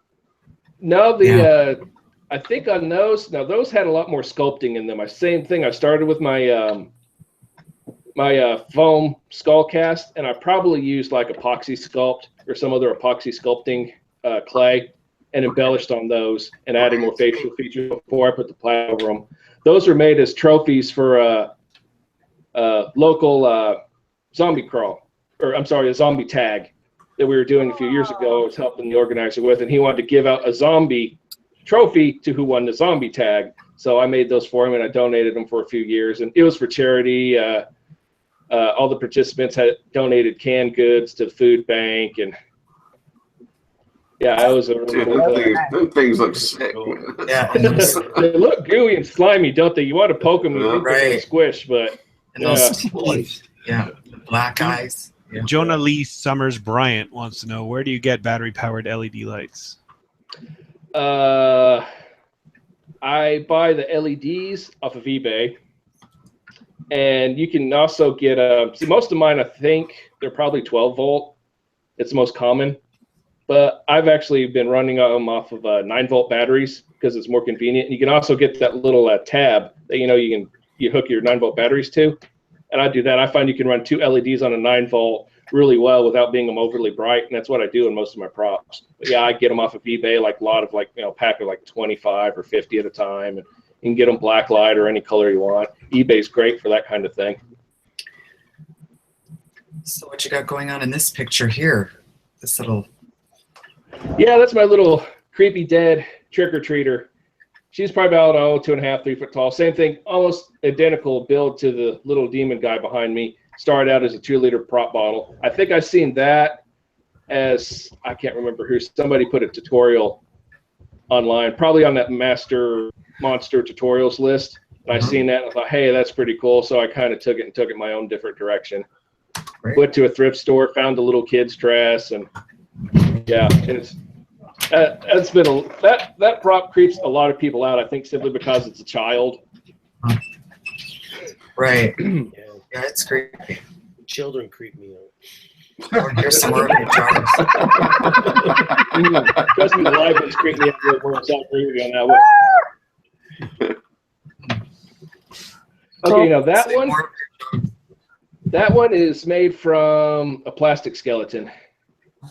I think I'm probably one of those that got on sale after Halloween, and I just plastic corpsed it, kind of like the way I usually do. And then those are jar lights. A mess more of my jar lights in that picture. Gosh, how long does it take you in a night to have to turn on every single one of those little lights? I don't. I just leave them on all day and all night, and I change the batteries when they go dead. Because that is way too much time. I'm just sitting here thinking nightmare. Yeah. That's why I've never used them, because it takes so long. Yeah. I had 1 year we did a thing for a charity, which I set up all those lights in the display, and my one actor took it upon himself to turn everything off. And I think he spent 20 minutes digging out every light, turning it off, and putting it back. Oh, Yeah. hell no. So it's like, I just wait for the batteries to go dead. They last about It's a week or surprising two, how long maybe they can longer. last. And Right. yeah, you can get those coin batteries again off of eBay really cheap if you buy like a mess of them. So I'll buy them like 200 or 300 at a time. And when they go dead, I just change them. Great. Well, very good, David. I think we're ready to move on to Ken's rest of his pictures now. That's not mine. Okay. That's yeah, one of mine. okay. That's my cemetery. That's Oh, it. that's the last picture, David. Okay, let's All see right, the right. books. Sorry. Yeah, that's in front of my shop building, and yeah, that's tombstones I've made, fog machines, Jimmy lights, you know, the works. Very nice. We got a big shop. Yeah, well, see, I used to raise chickens commercially for a number of years, and I had two 12,000 square foot buildings here on my property. I've got an 80-acre farm. Oh, good And- Lord. Yeah, so the pie in the sky, you know, daydream was to turn one of those into a giant haunt. Well, Right. it collapsed in a snowstorm about 3 years ago. But the Ah. structure had like a control bit, like almost like a workroom at the front of it, and that survived. So now I use that as a shop, which is usually where I store all this stuff, and I do my farm work, you know, odds and ends there, carpentry, and I'm kind of a jack of all trades anyway, and I'm a big DIYer. I can do it myself. I'll do it myself. So yeah, it's great that I have this much space, but yeah, I have this kind of space, and I don't get people to come out here. You know? Okay, so do we have Ken? Is this Ken's That picture? is. Yes. Yeah. Okay, well, thank you, David. And we're moving on to Ken. What do we got going on in this picture here, Ken? Okay, it's this quick scene that I made there. Again, just out of styrofoam, a well, and that's an actor inside that crawls out of the well. That actually well is on. It's movable, and we actually went on a West Coast Haunt Convention with that thing. It was actually pretty fun. But that's all it is. It is what it is. It's just a simple well that was made out of foam, a little bit of moss that was glued to it and painted, and it's Pretty nice. very, yeah, it's simple. I forgot about this picture. Linda Marshall wants to know, Ken, since you have people inside your house, how do you keep them from going to areas that are like your personal spaces? And stealing knickknacks and shit. Yeah, we only had one issue once where we had some teenage kids that actually went behind a wall, a set divider, and wanted to scare other friends. And what I do is let only a few people at a time. Okay, so 3 to 4 max, and then I space it until I get a signal that they've gotten to a certain point.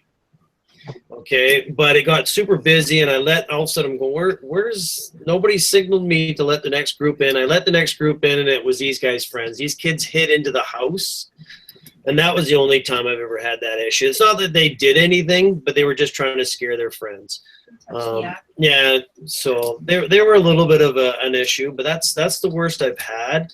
But I build plywood walls to corral them. You know, so they actually only can go one way, unless they're going to be really mischiefy. So, and then what's going on with the? Yeah, this is actually quite funny of a picture here. That's my partner Lilia there, and again we're in a neighborhood. We do a home hunt, and all of a sudden these police officers right near the end of our hunt on the weekday, which was 10 p.m. I thought, okay, I'll shut it down 10 p.m. on a weekday, and these cops came by. And I'm like, oh no! All my neighbors know me. Why? Who would complain, right? Why are they're just going real slow? And I thought, oh, this is going to be trouble. And so they go by, and then they circle around, and they come by again, and we just shut down. And I'm like, well, what are they doing? And they stop right in front of my house. And I'm like, so they get out, and I thought, oh no, it's going to be the whole big 9-yard story here. And the guy comes out, and he says, I heard you had such a great hunt. Do you mind if we go through? So Awesome. I'm like, oh, okay, great, There you awesome. go. Yeah, and I said, I got a new rule: no guns. So, anyways, we got a picture of them in front.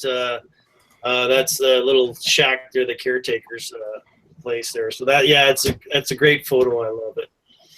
What's this That's- one? Oh, this is awesome. Here's some Silent Hill action. So that's cool. yeah, this was one of my little rooms that I made up, and that's my niece that she made that costume there, handmade the whole thing. So yeah, it's just a massage table that was turned into a morgue table, and we made this room one time a Dexter room, like from the TV show. Okay, So, sure. Yeah. which just basically plastic wrapped the whole room. That's the living room. So what I do is, you can see a little bit of the blinds. The whole house I cover up in black sheets. So the walls you can see in the back there, so you can't see regular stuff in my home. And so then I plastic sheeted it and made it into a Dexter kind of theme room at one time, and just went crazy with splattering blood in there. So Looks like lots of work. You do have an awesome wife. exactly, I know. I'm This is- like, what Look the? at this. This is the dining room. Yeah. Yeah. So and if I showed you normal pictures, yeah. So I know. I love you, Lilia. That's your dining room. Where do you eat at? Well, that's the thing. It takes me literally over 3 months to build my haunt, because everything gets taken out. Those walls are almost white normally, right? So again, they're all cloth. So, and that, see those clouds in the background there? Yeah. Those are thunder clouds. So they basically go like, I bought this big amplifier, like a guitar amp, and that's a stairways that goes down. So they go down the stairs there, and as soon as they hit the top stairs, the thunder just shakes that whole floor. So I got it cranked right up. So all of a sudden the clouds flash and they change color, and they just go. Oh then- my God. Oh yeah. Very cool. I was worried that the problem I was worried about is people falling down the stairs. Cool. So, but yeah, so we padded everything up, so just in case, and they loved it. And this is just a room that we turned into. This is actually Lilia's little creepy idea of a baby carriage, little baby in there, and parents that are dead, and we put spider webs and blacked the walls out. Yeah, like I said, if you saw pictures of it now, you'd be shocked. Yeah, okay. That's the cannibal section there that I was telling you about, where he's on a rotisserie, and so he just turns and gets cooked, and the fire down there was very easy to make. So if you want to know how to make it, I can quickly go over that. It was really interesting. In the front there's bones, just cheap little skeleton bones, and then the fire itself is just old plastic pop bottles and Great Stuff foam, and you put in red Christmas lights first, spray them with Great Stuff foam, and light it up, and it looks so good. And then I just put ashes in there. I sprayed the old Super 77 and just regular ash on top, and then that little cauldron there is just a green light with a smoke machine underneath that just gives it that eerie glow. Cool. Very cool. Oh, this is nice. Oh, there's the Monster Mud guy I made a few years ago. So yeah, I mean, I didn't think of that idea. I copied that idea. I think everybody's seen it. It's just one of those PVC guys that you make and throw some sheets over it. Not sheets, but come on, somebody help me out here. Burlap. Burlap. Thank you. Yeah, you dip burlap in monster mud and you put it over top. And there's the little walkway that you can kind of see it a little bit to the left there, and it's glowing red right now. And there's smoke machines underneath that with hands. I love that walkway. That is amazing looking. Oh, thank you. That's so There that's it is. there it is. There it is. That is awesome. Hey, So Right. yeah, that's the front entrance to that that part of that house there. Yeah. That turned Again, out awesome. Cool. Thank you. That's just it's hard to see. On the right side here is a coffin, and so those are pallets. So I just added some 2x4s and some other pieces of wood to some pallets, lifted it off the ground because I had 4 steps to the front of my entrance of my house. And the coffin, I put some PVC piping underneath, from the end of the coffin, underneath the pallets to create the smoke. You couldn't see the smoke machine because the smoke machine's inside the coffin. Nice. Very So, cool. yeah. I Yeah. want to come to your house at Halloween. And I mean, that's just another picture. There's the blog or that's Anmore Manor. That's my haunted house. So that's not my actual house. I was like, oh, Oh, yeah, that makes it easy. Yeah. So yeah, there's just a quick. This is kind of funny because you see that toilet there. That is just, you know, when I was talking about that mattress foam. Yeah. Okay, so that's what that's made out of. I just bent it, turned it, cut it, and very quickly put some great stuff foam on it and sprayed it. Because my partner here, she goes, "Oh, I'm going to go on Craigslist and get a free toilet, and we can put a toilet on in your house." And I'm like, "That's gross. No, somebody else's toilet in my house." So before she can actually find one on Craigslist, it was like within hours. I just quickly made that, and so. That's a scene that's just downstairs that people walk by and grosses them out. One of these days, I'll have scent coming out of there one day. I have to talk to Froggy Frogs there. All right, Ken. Well, you've got some great pictures there. You've got awesome haunt. We're going to move on to Michael and look at the rest of your pics. All right. Oh, she's looking pretty creepy. Yeah. it's Yeah. cool. Nice job. That's one of the oldest props I've got. I made her probably 9 years ago. I'd say at least 9-10 years ago. And she just keeps getting recycled into. She'll show up. One year she was Little Red Riding Hood, and one year she was like a patient in like my monster lab, and she just pops up here and there, you know, wherever I need her. Dude, I love it. Oh, Isn't that nice? that's another classic. Yeah. Yeah. That one's got, I put the LEDs. Those are actually little night lights. And I found them at Dollar Tree, and I'm like, those look pretty cool.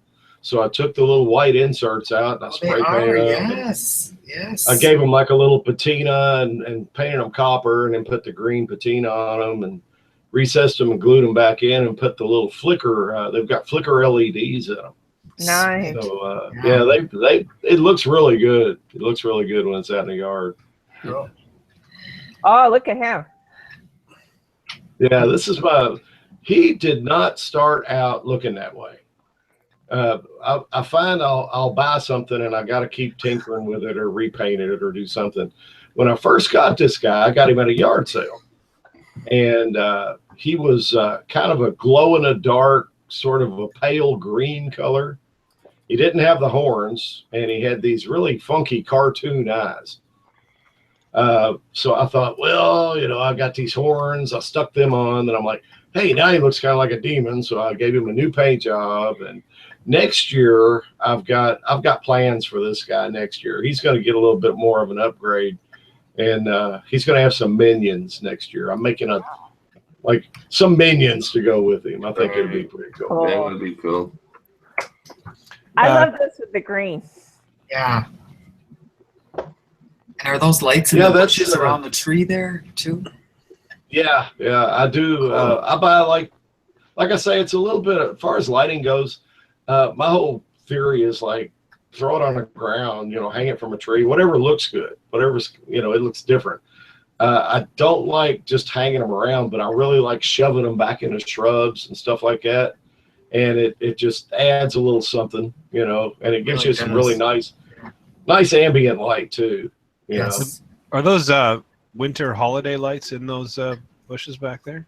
It's the same thing. They're Halloween, technically Halloween lights, but they're just the regular string lights, just like Christmas lights. Oh, man. Come on, man. Come on. What do you Didn't you hear my careful phrasing? Didn't you hear the holiday thing? All right, everybody drink. Everybody drink. Damn it. That other holiday. That shall What's not be named. Melissa Polson wants to know, Michael, do you like having the home haunt better or the one in the building?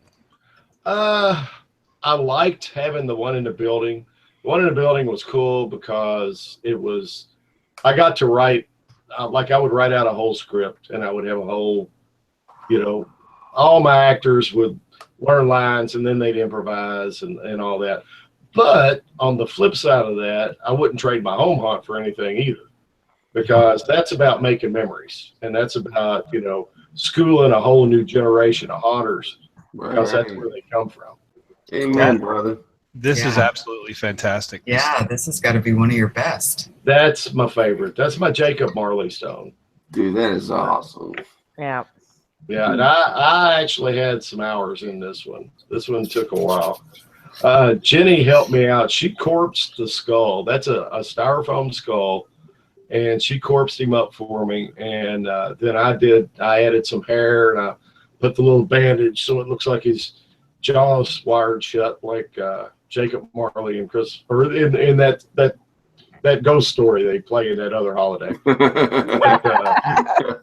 The skeleton hands are like from a little cheap Bucky that I had and dismantled. I actually routed in for all the chain. It's plastic chain.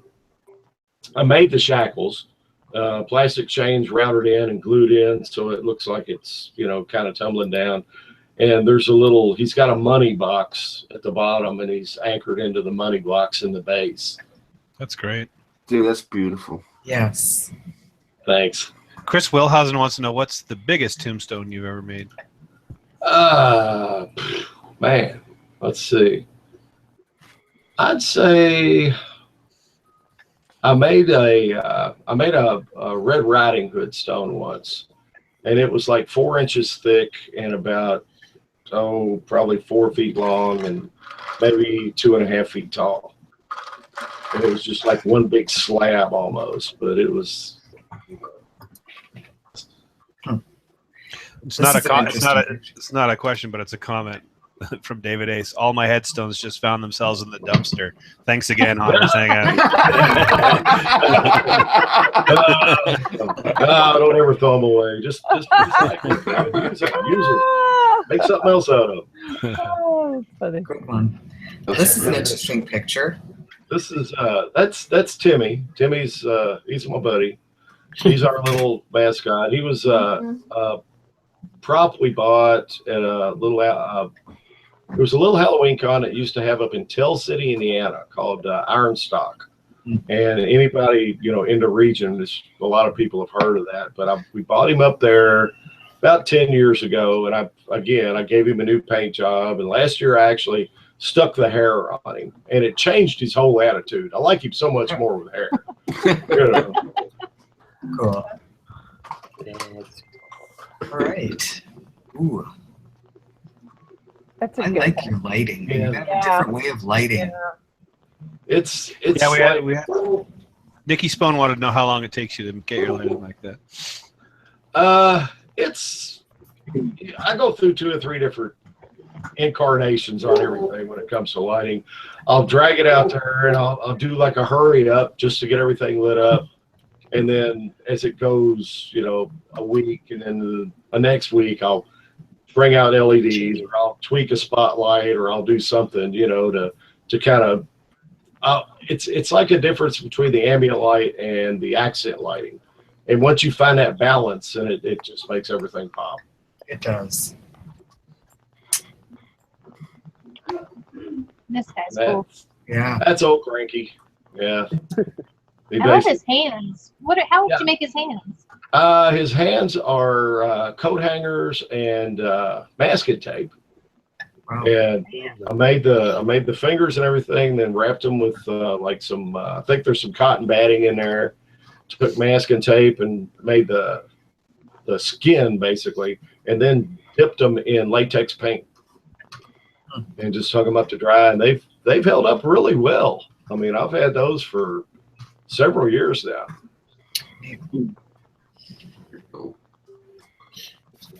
That's the one project I managed to pull off last year. That's my crypt.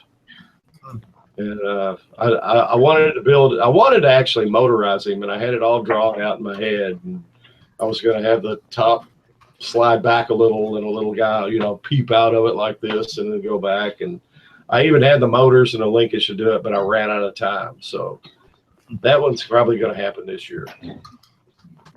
Okay. Well, awesome, Michael. I want to come to your haunt too. I want to visit everybody's haunt here. Anytime. We have one haunter left to look at the rest of Mike's pictures. We're going to move on to. It's definitely Hey, eye Mike. candy tonight. Wow. Jeez. That's That's so that's cool. like a overall yard shot.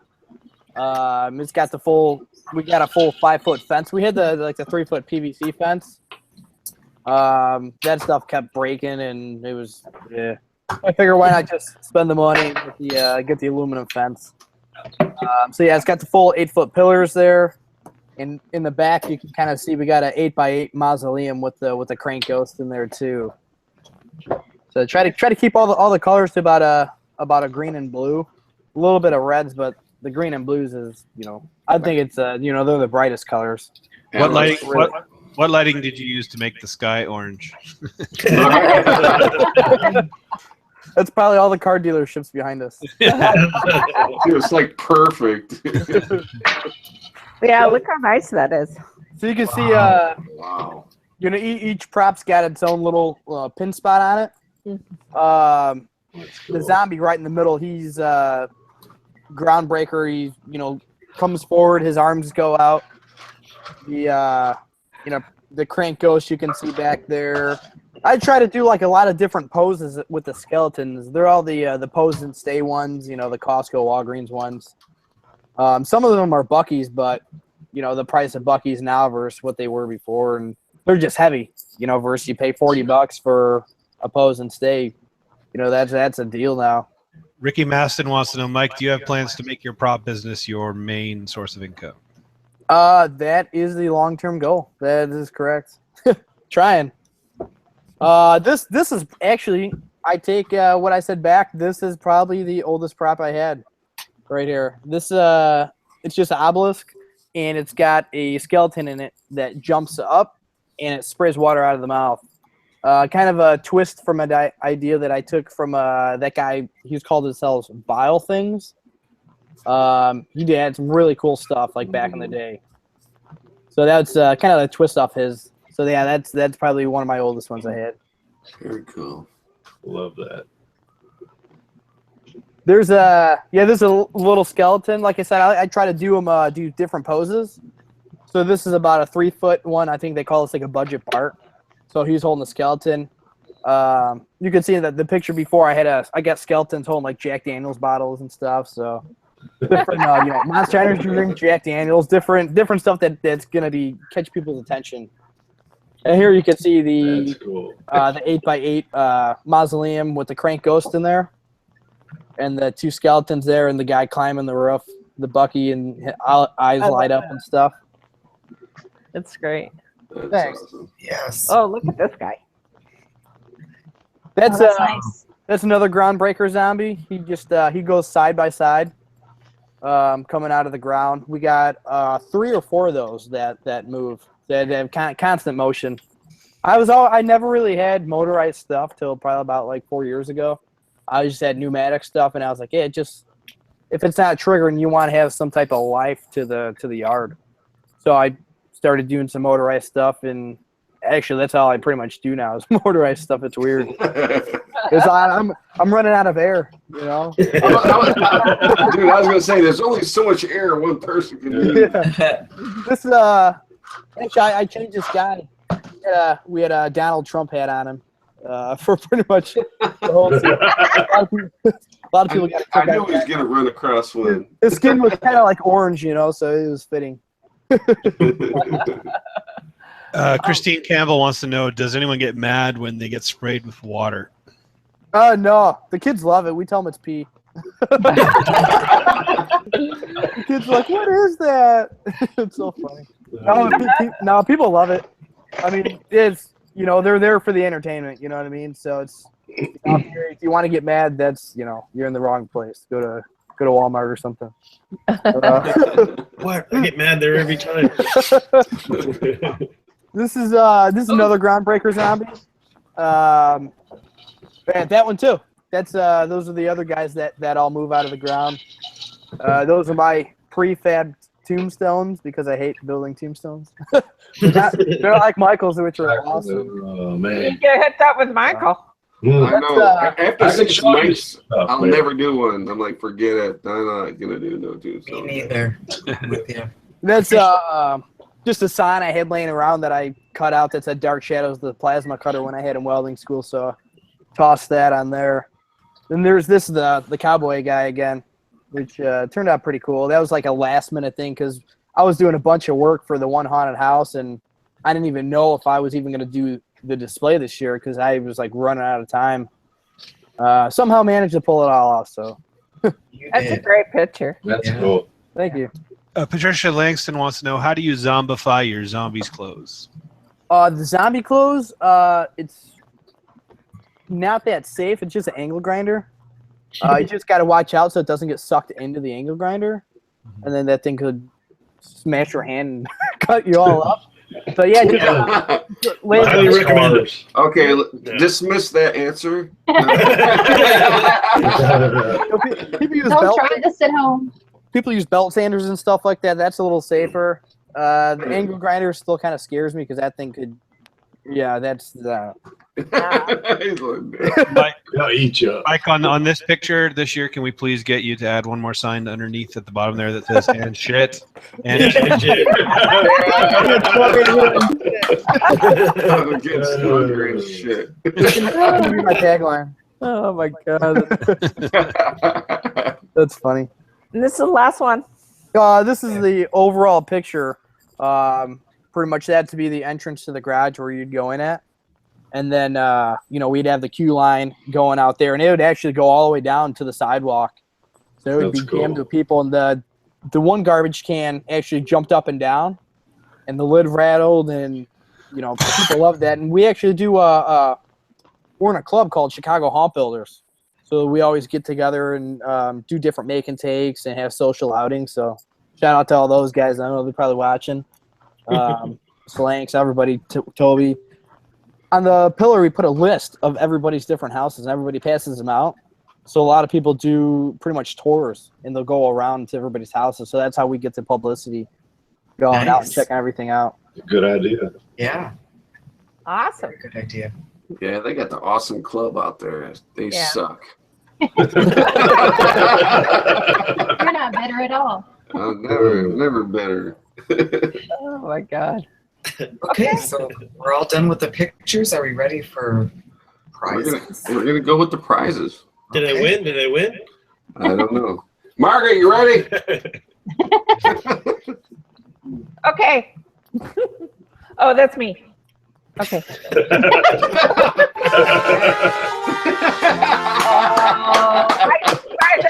I found my mouse. That's awesome. I found my mouse. Okay. All right. Here we go because my battery's running low. All right. The winner of Froggy's Cock is Sharon Vino. Sharon Vino. The winner of the FFX mask is Corey Northrup. The winner of the Fright Pops zombie or troll or whatever it is Layla Laboy. And shit. Hey, that prize is very coveted. Yeah. I didn't hear what you said myself there, though. Right. I think it was your partner, No, she's not. Lilia or whatever. Oh, I call her Lilia. Is it Lily? Is that your partner? Oh, awesome. Okay. Sinful Audio is Nice. Dorothea Bunner. Fixed. Sam Haynes, Something Wicked This Way is William Duffy. The pneumatic starter kit is Patrick Jones. And the water spitter is Ricky Maston. Okay, so I just need you guys to contact me, Julie Rydell, by tomorrow, Friday, April 21st. And we'll get your info and get your prizes out to you. So congratulations. Congratulations. She's like, you contact me tomorrow or else? Yes, sorry. That's it. Julie's like the muscle of the show. She's like all mean and shit. She don't take no shit from nobody. She's like, you have your pictures or forget her. You're out of here, you know. Oh my God! Hey, we want to thank everybody for coming. Especially, we want to thank all the guests, man. You guys, awesome props, lots of info. Make sure you go back and go through all the questions and answer them and stuff. You know, for the people that the questions we didn't get to.